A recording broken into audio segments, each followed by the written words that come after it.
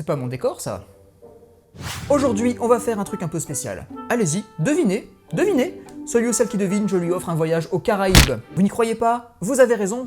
Qu'on se le dise tout de suite, je ne suis pas Pierre Bellemare. Bonjour. Ma voix n'est pas faite pour faire de la narration. Elle est tout sauf badass. C'est bon? Ma voix n'a tellement pas de charisme que quand je parle, en général, personne m'écoute. Et c'est même pas une vanne.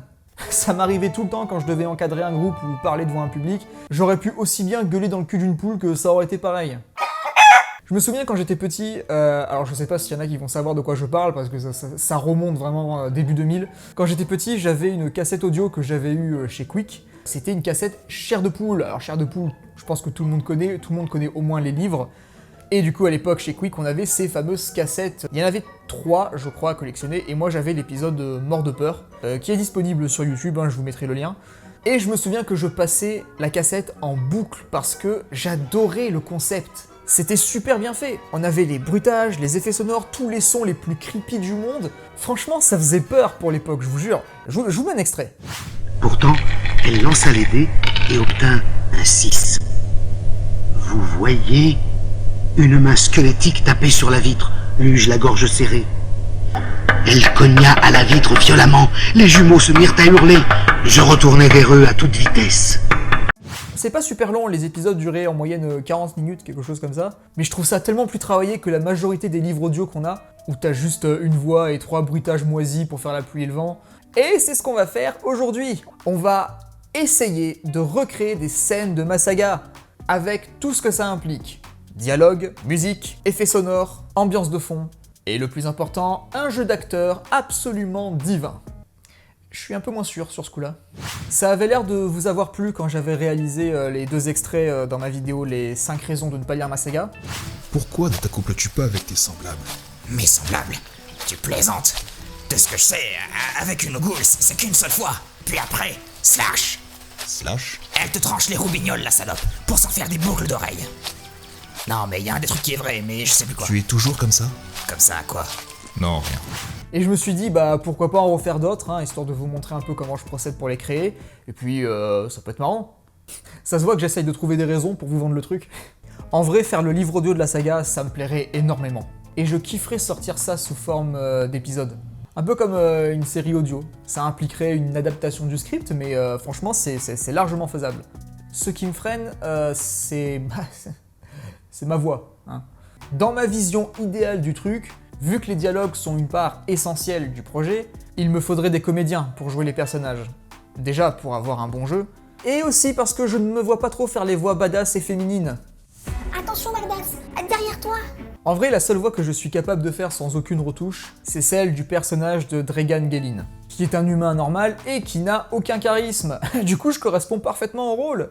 Et la deuxième voix que je peux faire sans aucune retouche, vous l'avez entendu, puisque c'est celle du personnage de Greenwalk. Ça, tu peux me croire. Faut savoir que quand j'écris les scènes de Greenwalk, je joue tous ces dialogues. Je joue tous les dialogues en général, mais ce Greenwalk, c'est ce que je préfère le plus. J'adopte les mimiques, la gestuelle, la posture, le regard, et je joue la scène. Et tout de suite, je peux créer un espèce de ping-pong de réponse entre 2 personnages, parce que ça vient naturellement. Je fais ça avec tous. C'est une méthode que j'aime beaucoup. Ça me permet aussi d'être plus en immersion dans la scène, et de penser à des choses qui m'auraient échappé devant le PC. Alors, à regarder, c'est très gênant, ça ressemble à rien, vous ne verrez jamais ça. Mais par contre, je vous encourage à le faire si vous en avez l'occasion, parce que c'est comme ça que moi j'ai pu débloquer énormément de scènes dans lesquelles je ne pouvais plus avancer. Le fait d'être en immersion totale en incarnant le personnage vous permet de réagir comme lui, de penser comme lui, et de trouver des solutions qui viennent de lui, et pas de l'auteur. Bref, vous voyez comme j'essaye de repousser le moment là avant de passer devant le micro pour lire mon texte. Allez, on s'y met.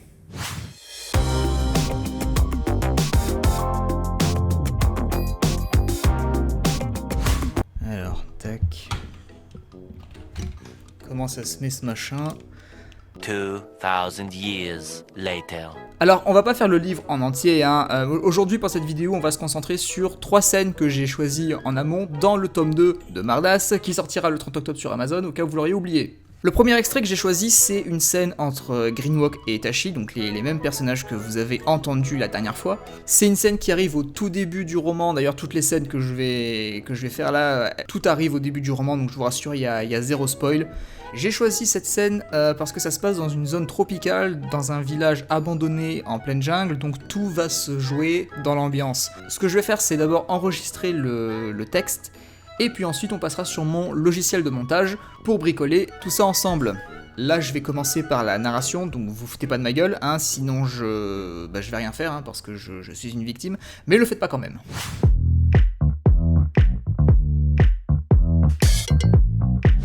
À l'entrée, un panneau branlant aux fissures prononcées indiquait le nom du village, Nerdrock.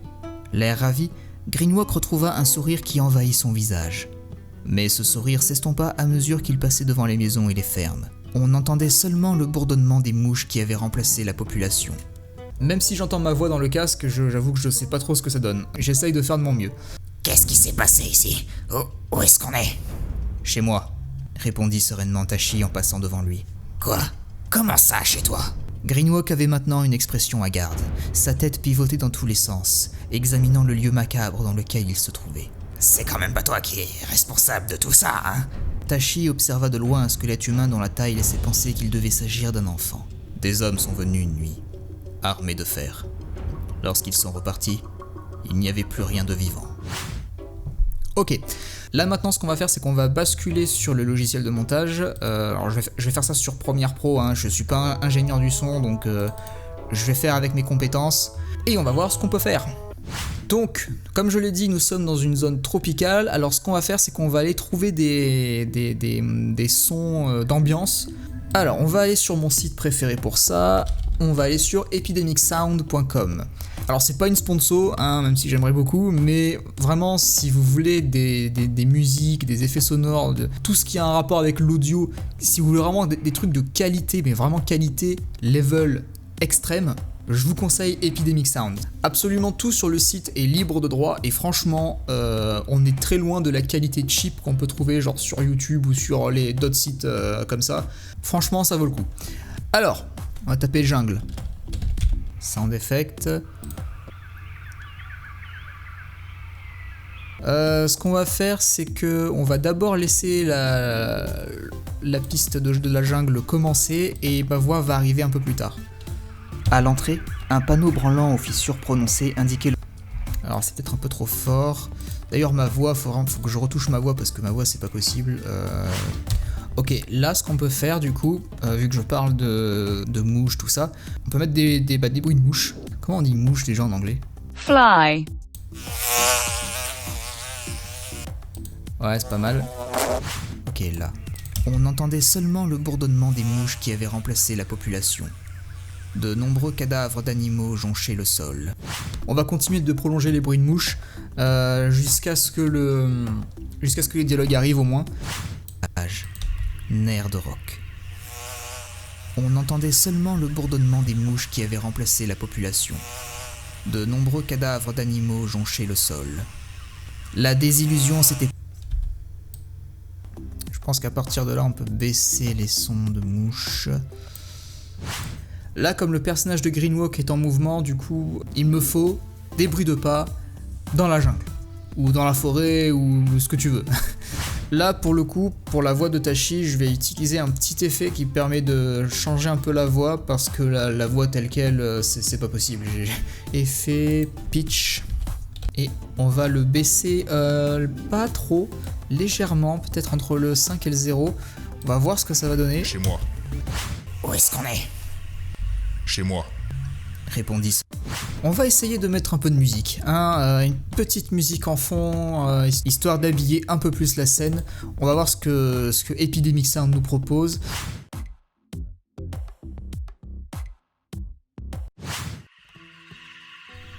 À l'entrée, un panneau branlant aux fissures prononcées indiquait le nom du village, Nerdrock.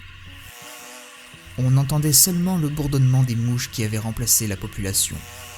De nombreux cadavres d'animaux jonchaient le sol. La désillusion s'était peinte sur son visage.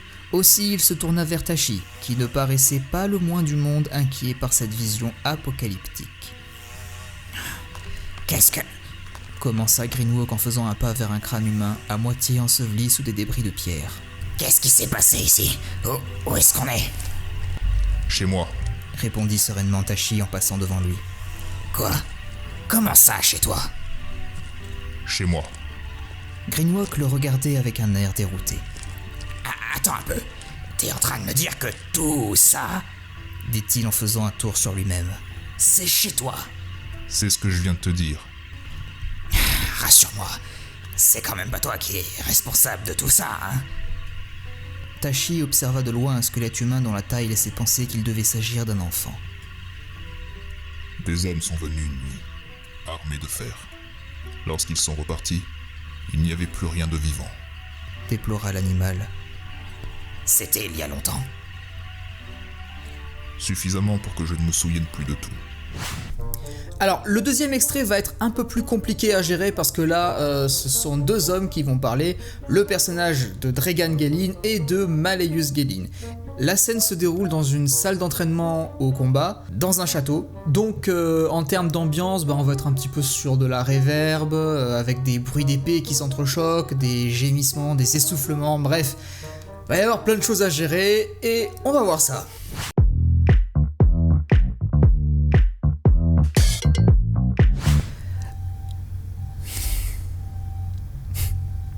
Évidemment, au moment où je commence à parler, il y a un camion qui recule. Cerné par 3 adversaires qui tournaient autour de lui, Dregan faisait jouer tous ses sens pour le prévenir d'un danger imminent, et ainsi contrecarrer les attaques les plus fourbes. Mais le jeune roi ne donna pas raison à ses faiblesses et tenait fermement tête à ses opposants. Déjouant avec talent les charges offensives, Dregan esquiva un coup en biais qui faillit être porté à la gorge et désarma son adversaire en l'utilisant comme bouclier humain contre les deux autres. Puis, inopinément, des clappements de mains retentirent dans la salle. Dregan vit alors Malleus apparaître dans la lumière, le visage bienveillant à son égard. « Ça suffira pour aujourd'hui », déclara le roi en relâchant sa prise, s'adressant aux 3 hommes. « Ton jeu de jambes s'est amélioré », commenta sérieusement Malleus. « Mais tu as toujours une faille sur ta droite. » Il s'épongea le visage et rangea l'épée d'entraînement sur le râtelier avant de revenir vers Malleus, qui avait maintenant une mine plus grave. « Tu n'es pas venu jusqu'ici pour juger mon jeu de jambes. Qu'est-ce qui se passe? Je suis inquiet. » Là, ce qu'on va faire, c'est que vu que la scène démarre avec une scène de combat, du coup, il y a de l'action, du coup, il faut que ce soit rythmé, du coup, il nous faut une musique entraînante, déjà, pour commencer. Voilà, par contre, on va baisser le son, parce que là, c'est pas possible. Là, le son est beaucoup trop fort. Ouais. Maintenant, ce qu'il nous faut, c'est des bruits d'épée qui s'entrechoquent. Ok, je vais en prendre plusieurs et puis je vais essayer de les combiner, de les mettre tous ensemble et puis on va voir si ça passe.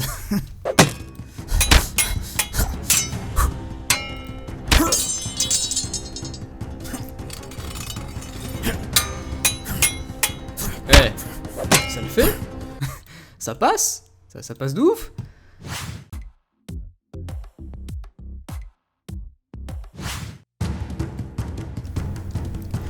Cerné par 3 adversaires qui tournaient autour de lui, Dregan faisait jouer tous ses sens pour le prévenir d'un danger imminent et ainsi contrecarrer les attaques les plus fourbes. Déjouant avec talent les charges offensives, Dregan esquiva un coup en biais qui faillit être porté à la gorge et désarma son adversaire en l'utilisant comme bouclier humain contre les deux autres. Puis, inopinément, des clappements de mains retentirent dans la salle. Dregan vit alors Malleus apparaître dans la lumière, le visage bienveillant à son égard. « Ça suffira pour aujourd'hui », déclara le roi en relâchant sa prise, s'adressant aux 3 hommes. Les guerriers se penchèrent en avant par respect et quittèrent la salle d'armes en silence, laissant les 2 Gelin face à face, dans un duel de regards qui les firent sourire l'un l'autre. « Ton jeu de jambes s'est amélioré », commenta sérieusement Malleus. « Mais tu as toujours une faille sur ta droite. » Des bruits courts en ce moment. Je croyais que tu n'étais pas du genre à écouter les ragots de taverne. Ce ne sont pas seulement des ragots de taverne. Ces bruits se multiplient dans tout le pays et préoccupent nos citoyens. On dit qu'au Cargoras, des groupes de personnes masquées sillonnent les villages et massacrent des familles entières au nom des immortels. Dregan soupira amèrement et se détourna une nouvelle fois de Malleus. C'est le problème des Tanvolwar, pas le nôtre. Nous savons que le Kergora sera la première cible des immortels. Le passé est en train de ressurgir. Qu'est-ce que tu essayes de me dire? Nous devons nous préparer. Alors, le troisième extrait va comporter beaucoup plus de personnages. On retrouve Greenwalk et Tashi dans une posture un peu délicate. Alors là, je vais rien spoiler, bien sûr. Je vais poser aucun contexte, je vais juste vous servir la scène telle quelle. L'important, c'est pas ce qui se passe, mais plutôt comment je vais faire pour rendre ça audible. On est toujours dans la zone tropicale, donc on va garder une petite ambiance de jungle, mais vraiment très légère. Cette fois, on est dans un autre village, peuplé, pour le coup, peuplé d'une race que vous découvrirez dans le bouquin. Donc il va falloir donner de la vie à ce village. Allez, c'est parti.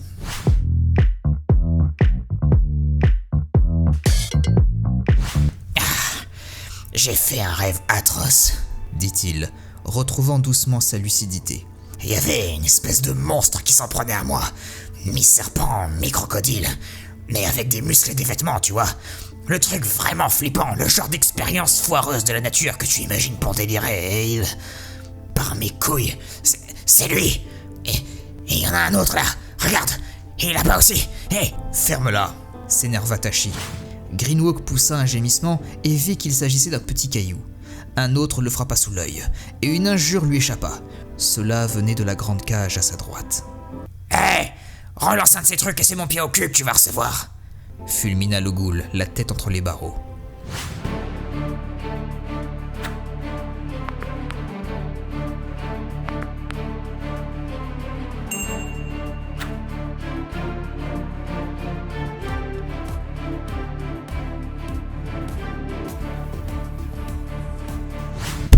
Bon, c'est super long. Là, comme vous le voyez, par exemple, j'ai déjà monté 4 minutes. Je me demande à quoi ça va ressembler. En tout cas, pour l'instant, ça le fait.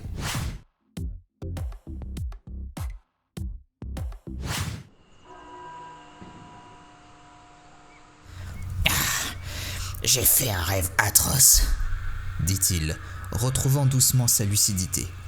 Il y avait une espèce de monstre qui s'en prenait à moi. Mi-serpent, mi-crocodile. Mais avec des muscles et des vêtements, tu vois.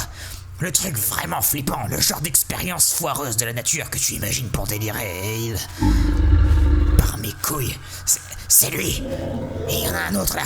Regarde, il est là-bas aussi. Hé, ferme-la, s'énerva Tashi. Qu'est-ce qu'on fout dans une cage? C'est qui tous les autres? C'est ce que j'essaye de comprendre. Ah, pourquoi ça finit toujours comme ça avec moi? Égaré dans ses lourdes pensées, il en fut extirpé quand un projectile heurta sa tempe. Greenwalk poussa un gémissement et vit qu'il s'agissait d'un petit caillou. Cela venait de la grande cage à sa droite. Hé, relance un de ces trucs et c'est mon pied au cul que tu vas recevoir. Fulmina le ghoul, la tête entre les barreaux. Il ignorait s'il parlait sa langue. Leurs oreilles en pointe vers le bas et leurs tentacules à l'arrière du crâne lui firent hausser un sourcil. « Vous savez parler humain ?» marmonna l'auteur du jet de caillou avec un drôle d'accent. « Ouais, et alors ?» Tashi y voyait là une occasion d'en apprendre un peu plus sur ce qui se tramait. « Vous savez ce qu'ils vont nous faire ?»« Non, » répondit le prisonnier. « Comment vous êtes-vous retrouvés là ?»« Longue histoire. Terrible histoire. Chiante histoire. » commenta Greenwalk qui n'avait pas envie de l'entendre. « Qu'est-ce que c'est, une comtesse ?»« Une poulette qui a les moyens de s'offrir une veste avec ta fourrure. » répondit Greenwalk. « Une humaine, riche et puissante. » reprit Ravik. « Au-delà des marais, grande ville à l'ouest. C'est là qu'elle vit. » « Hé, attends, ça me revient !» interpella soudainement Greenwalk.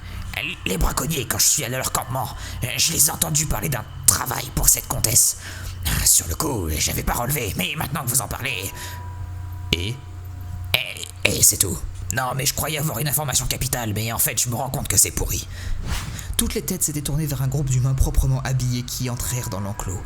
Autour du cou de l'un d'entre eux, l'emblème de l'œil noir apparaissait sous forme de pendentif qui se balançait au gré de ses mouvements.